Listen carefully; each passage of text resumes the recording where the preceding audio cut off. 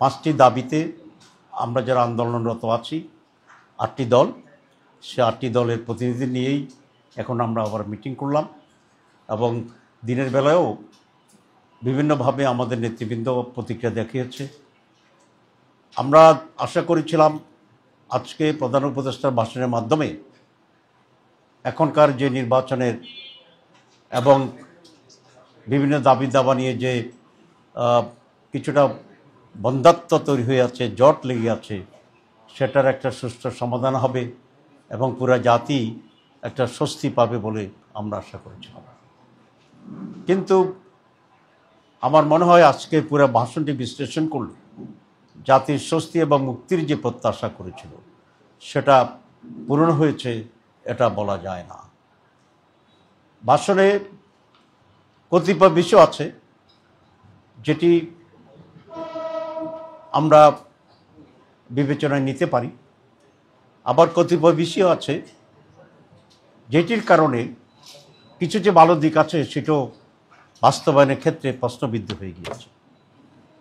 সুতরাং এক কথায় যদি আমরা এটাকে একটি পূর্ণাঙ্গ প্যাকেজ ধরি, তাই সেই প্যাকেজটি খুব ফলপ্রসূ কোনো সুখকর ভবিষ্যৎ দেবে বা স্বস্তি আনবে এটা আমরা মনে করছি না। আপনারা জানেন যে দীর্ঘ সময় ধরে প্রধান উপদেষ্টার প্রতিষ্ঠিত যে রিফর্মস, সংস্কার করবেন, উনি বিচারকে বিচ্ছিন্ন করবেন, সুষ্ঠু নির্বাচন দেবেন, 3টি ওয়াদার মাঝে একটি ছিল সংস্কার করা, এবং সে নিয়ে বহুদিন বহু মানুষ বহু দল নানাভাবে সময় দিয়েছে, পরিশ্রম করেছে, আপনার বিরুদ্ধে এবং আপনার এটা সাক্ষী, আপনারা সবসময় মিটিংগুলোতে ছিলেন। সব মিলে ঐকমত্য কমিশন একটি প্রস্তাবনা পেশ করেছিল এবং সংস্কারের একটা প্যাকেজ তারা দিয়েছিল এবং সেখানে বিএনপি সহ আমরা প্রায় সকল দলই সিগনেচার করেছিলাম। এনসিপি সিগনেচার করেনি, কিন্তু তারাও সরকারের সাথে আলাপ আলোচনা করছে এবং তারা বলেছে কতিপয় বিষয় পরিষ্কার হলে তারাও সিগনেচার করবে। কিন্তু আমরা হঠাৎ দেখলাম বিএনপির পক্ষ থেকে সংস্কার ইস্যুতে নানামুখী কথা বলা শুরু করেছিল, অথচ তারা পুরো প্রক্রিয়াতেই খুবই সক্রিয় ছিলেন। আমরা অত্যন্ত আশাবাদী ছিলাম যে আমরা একটা সুষ্ঠু সংস্কার পাব এবং তার ভিত্তিতে একটি সুষ্ঠু নির্বাচন হবে। এবং তারা এক একজন এক এক ধরনের কথা বললেন।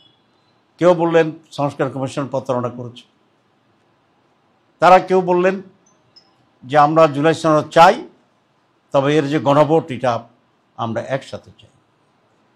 আবার কেউ কেউ তাদের নেতারা বললেন সংস্কার কোনো প্রয়োজনে নেই। আবার কেউ কেউ বললেন যে বিএনপির 31 দফাই সবচেয়ে বড় দফা। আবার কেউ বললেন যে সংস্কারের বাপ হচ্ছে বিএনপি। তো এই তো নানামুখী কথার ভিতরে সংস্কার ইস্যুটা মানুষের কাছে এক ধরনের অস্পষ্ট কোনো একটা বিষয়ে রূপান্তরিত। এবং আমরা সবসময় বলে আসছি সংস্কারের সাথে নির্বাচনের সম্পর্ক আছে এই কারণেই যে কতিপয় সংস্কারের ব্যাপারে আমরা একমত হয়েছি যেগুলা আইনি ভিত্তি পাওয়ার পরে আগামী নির্বাচনের একটি ইস্যু হবে। যেমন আমরা পিআর সিস্টেমে নির্বাচন চেয়েছিলাম, জামাত ইসলামী আন্দোলন সহ কতিপয় দল আমরা দুটো হাউজেই পিআর চেয়েছিলাম, যে আপার হাউজ এবং লোয়ার হাউজ। আমাদের 8 দলের ভিতরে অনেকেই শুধু আপার হাউজে পিআর চেয়েছেন, আর পুরো জাতি আপার হাউজে পিআর চেয়েছে, শুধু বিএনপি এটার বিরোধিতা করেছে।